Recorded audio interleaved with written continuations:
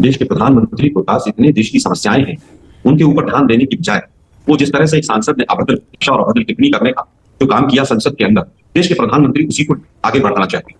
और ये देश के प्रधानमंत्री की हमेशा से मानसिकता रही है कि वो इस तरह की चीजों को हमेशा से प्रमोट करते आए। तो यही नहीं, अभी और सुनिए। तो ये कोई नई बात नहीं है, उनके लिए भी नहीं है और देश के लिए भी नहीं, चाहे वो गुजरात में थे तब भी और अब है तब भी। अब बात आती है दूसरा जो आपका आज का राष्ट्र की बात का सवाल है कि क्या हमारे पक्ष में माहौल है कि नहीं। मैं उसका भी उत्तर देना चाहूंगा कि पूरी तरह से पक्ष में, और पक्ष में इस तरह से है कि इस बार की भी जो सरकार है वो हथियाई हुई सरकार है। उसमें तमाम जांच एजेंसियां, इलेक्शन कमीशन, मीडिया के एक बहुत बड़े वर्ग और तमाम इन चीजों का हाथ रहा है। और एक गुब्बारा जो फूला हुआ था, वो गुब्बारा फूला जो था उसकी वजह से जनता ने इनको, और अभी भी लगभग 150 से ज्यादा सीटों के ऊपर मीडिया के माध्यम से पता चल रहा है कि तमाम जगह पर वोट परसेंटेज ज्यादा निकली, कम निकली, मीडिया की कोई रिपोर्ट है, तमाम चीजें चल रही। तो उससे स्पष्ट होता है कि कहीं ना कहीं उसमें भी बहुत सारे प्रश्न चिन्ह, और अगर जब प्रश्न चिन्ह हैं और तमाम जांच एजेंसियां और मोदी जी का गुब्बारा, बनारस में मोदी जी की जो हालत है, वो सब अगर देखें आज हम, और वोट किस तरह से कहां पर शिफ्ट हुआ है, किस तरह से अलायंस पार्टनर आज हो रहे हैं, आज मोदी जी को कहा 400 पार की बात की 240 पे रुके, तो कहीं ना कहीं जो देश के तमाम मुद्दे हैं, महंगाई है, बेरोजगारी है, अग्निवीर है, नीट का एग्जाम है, ये सरकार पूरी तरह से आर्थिक मोर्चे पर भी, सामाजिक मोर्चे पर भी, विदेश नीति पर भी, सभी पर पूरी तरह से फेल हुई। और जो चीज आज लोग कंपेयर कर रहे हैं यूपीए 1 यूपीए 2 से मोदी जी के शासनकाल, ओके आलोक जी, इसीलिए हम कह रहे हैं ठीक है, आज माहौल हमारे पक्ष में। ठीक है, ओके। लेकिन जो मेरा पहला सवाल था, मैं चाहता हूं उस पर थोड़ा बताइए। बीजेपी कह रही है कि राहुल गांधी की जाति पूछना गाली कैसे हो गया? आप इसे इतना बड़ा मुद्दा क्यों बना रहे हैं, जबकि आप खुद प्रधानमंत्री की जाति पर बार-बार सवाल उठाते हैं कि पीएम तो ओबीसी है ही नहीं? Good question. देखिए, जाति होना और किसी कास्ट सर्टिफिकेट पे या किसी जाति को कब कास्ट में सबमिट किया गया, इन दोनों चीजों में फर्क। आप किसी को कहें कि भाई आपका शेड्यूल कास्ट का सर्टिफिकेट जो है वो कब बना, कैसे बना, उस पर आप बात करें, डिस्कशन करें, वो कहीं पर भी गलत नहीं। लेकिन आप एक अनुसूचित जाति और अनुसूचित जनजाति के व्यक्ति को अगर उस तरह से संबोधित करते हैं तो वो जाति सूचक माना जाता है। और संसद के अंदर अगर एक सांसदों की भी वहां पर अगर जातियों की बात इस तरह से होने लगेगी तो स्वाभाविक। और जाति क्या है राहुल गांधी जी की और गांधी फैमिली की, उनकी जाति बलिदान है। अगर कहीं पर जातिगत जनगणना कराई जाएगी तो राहुल गांधी जी भी अपनी जाति दिखेंगे, अनुराग ठाकुर जी को भी पता चलेगा। लेकिन दुर्भाग्य यह है कि जातिगत जनगणना तो छोड़ दीजिए, आप जनगणना भी कराने को तैयार नहीं। 2021 की जनगणना पेंडिंग पड़ी, प्लानिंग कमीशन हो, नेशनल डेवलपमेंट काउंसिल हो, तमाम जो योजनाएं हैं, फेडरल स्ट्रक्चर है, जीएसटी का डिस्ट्रीब्यूशन है, तमाम चीजें हैं।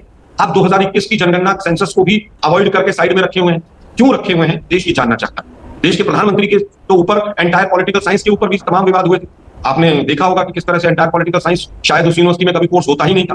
तो क्या देश के प्रधानमंत्री से सवाल नहीं पूछे जाने चाहिए? और सवाल भी तब पूछे गए जातिगत या ओबीसी में उनकी जाति आती है कि नहीं, जब उन्होंने तीर थपथपा के कहा। और आज भी वो कहते हैं कि देश को एक ओबीसी प्रधानमंत्री मिला। हम तो सोचते थे शायद बीजेपी ने उनके गुणों के कारण, वैसे तो गुण क्या है उनके हिंदू मुस्लिम के अलावा हम देश को नहीं पता चला है अभी तक, लेकिन हमने तो सोचा शायद बीजेपी ने कोई सुपीरियरिटी, कोई चीज अच्छी देखी होगी तब उनको पीएम कैंडिडेट बनाया होगा।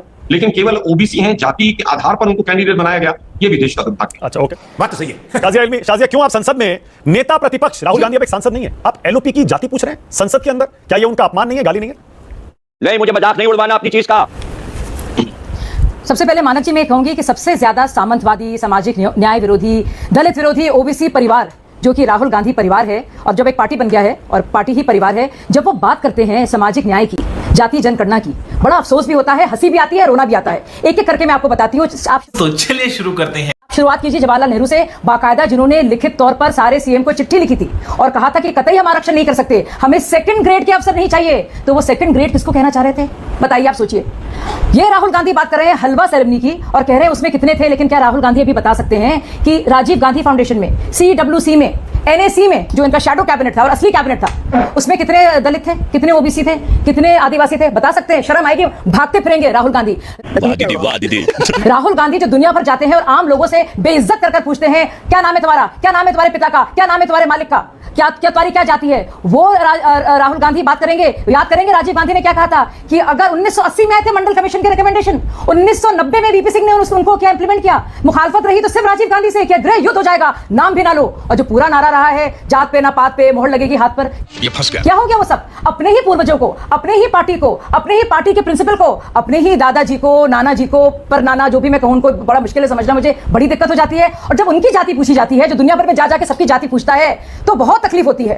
ओहो हो, दिल में बड़ा तीर लगता है। ये बात समझ में नहीं आ रही है अब तक, क्यों यकायक आपको जाति की याद आती है और आप उस पार्टी से पूछ रहे हैं जिसके ओबीसी नेता को आपने चाय वाला और गंदी नाली का कीड़ा कह कहकर और ओबीसी होने पर भी आपने सवालिया निशान लगाया है। उस पार्टी को आप कह रहे हैं जिसने बाकायदा ओबीसी कमीशन बनाया है। 21 साल तक लोग इंतजार करते रहे, लेकिन ऐसा मान्यता ही नहीं दी। कालकेकर कमेटी में क्या कहा गया था, आपको याद है? कहा गया था कि मेडिकल क्षेत्र में साइंस के क्षेत्र में 70% होना चाहिए, क्योंकि इतने एजुकेशनली बैकवर्ड हैं हमारे ओबीसी साथी और एससी साथी। क्या हुआ उसका? फेंक दिया गया। आपको याद है मंडल कमीशन में क्या हुआ? उसके बाद आपको याद है बाकी इतने कमीशन आए। कर्नाटक में देखिए आप क्या हुआ, बाकायदा कास्ट सेंसर आया क्या, लेकिन उसने दिन की रोशनी नहीं देखी, घबराहट हो गई। इन्हीं की सरकार लेकर आई थी, शाजिया, इन्हीं की शाजिया, सरकार थी। शाजिया, मजा आया।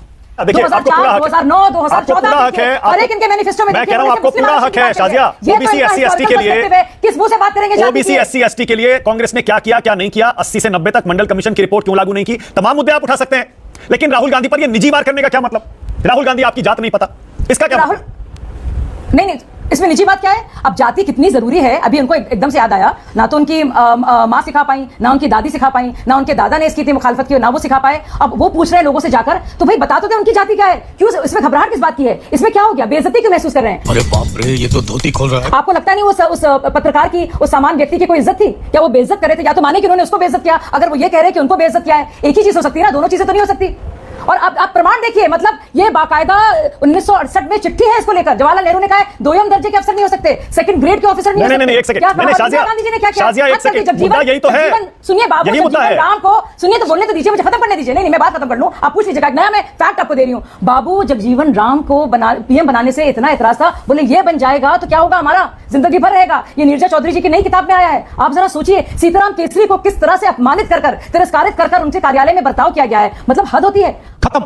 आप बात करें दलित की और सोचिए शाजिया, मैं फिर से वही बात कर रहा हूं। सर्वोच्च पद पर है। शाजिया, मैं फिर से वही बात आप क्या बोल रहे हैं? आप एकदम से अपनी जाति को लेकर। फिर से वही बात कर रहा हूं। और मैं फिर से वही सवाल पूछ रहा हूं। आप बिल्कुल जो आप कह रही हैं इनका दोगला रवैया है, दोहरे मापदंड है, आप बताइए, उठाइए, राजनीतिक मुद्दा है, बिल्कुल आपको पूरा हक है। लेकिन ये उनकी जाति पर निजी हमला आप क्यों कर रही हैं? क्या आपको नहीं पता उनके माता पिता कौन है, दादा दादी कौन है, नाना नानी कौन है? पूरा देश जानता है, पूरी दुनिया जानती है। ऐसे में राहुल गांधी को अपनी जाति नहीं पता, ये कहने का क्या मतलब है? नहीं, आप बिल्कुल सही कह रहे हैं। जब आपको पता है, मुझे पता है, तो उनको भी तो पता होगा ना।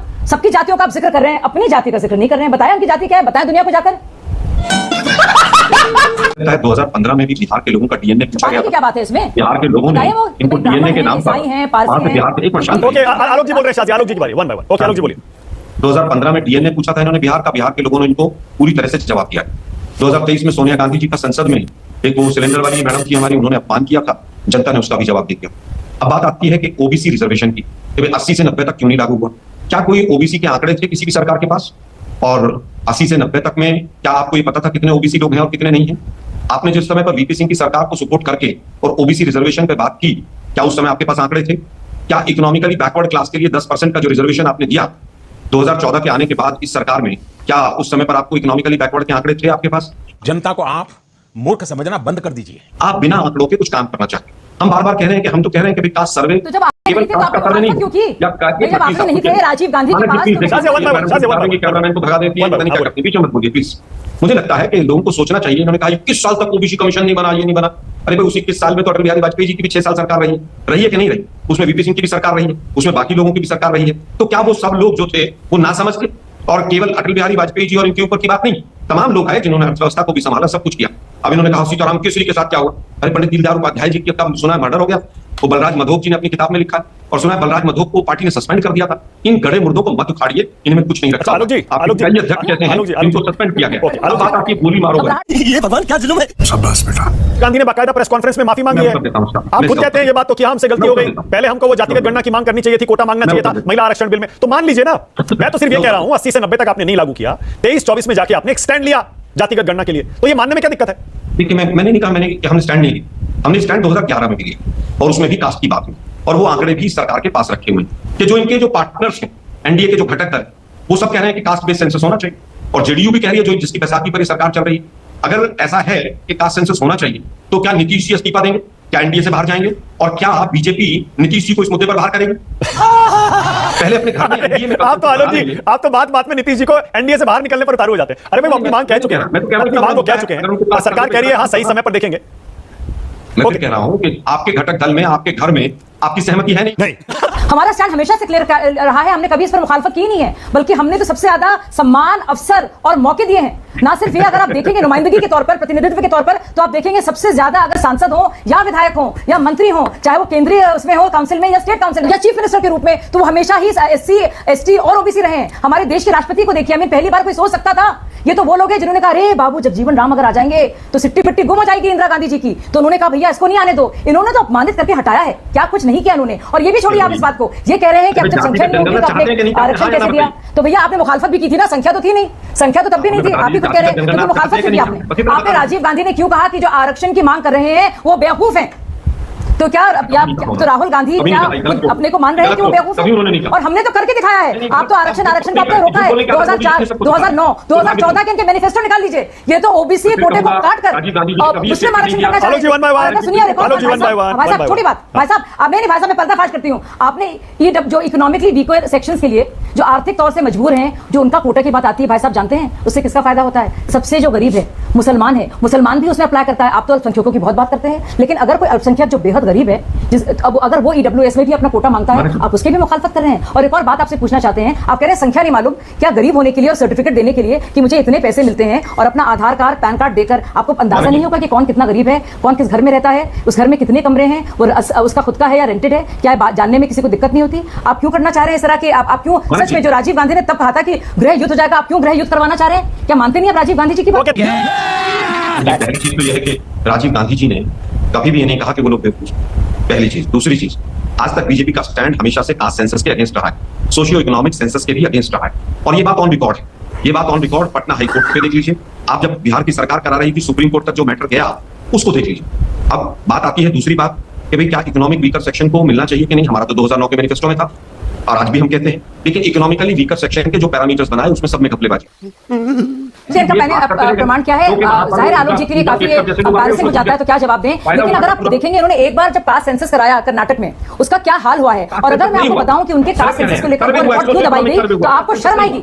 शर्म आएगी, जरा डिटेल्स पढ़िए उसके। बावजूद इसके कि इतना पैसा लगा आपस में ही, और इन्हीं के लोगों ने, इन्हीं के, और वो भी दलित लीडर्स ने उसकी मुखालफत की कर्नाटक में, और इनको इसके इस प्रेशर के चलते रोकना पड़ा, क्योंकि उसमें जिस तरह से उन्होंने ग्रेडिंग की थी। अच्छा, देखा आपने लापरवाही का नतीजा है। ना तो हमने कभी मुखालफत की है, ना कभी मना किया है, हमने तो कर दिखाया है, अफसर देने में, सम्मान देने में, पद देने में, नुमाइंदगी देने में। और हमारे देश में हमारा ओबीसी जो लीडर है सबसे बड़ा, और हमारे इतने ओबीसी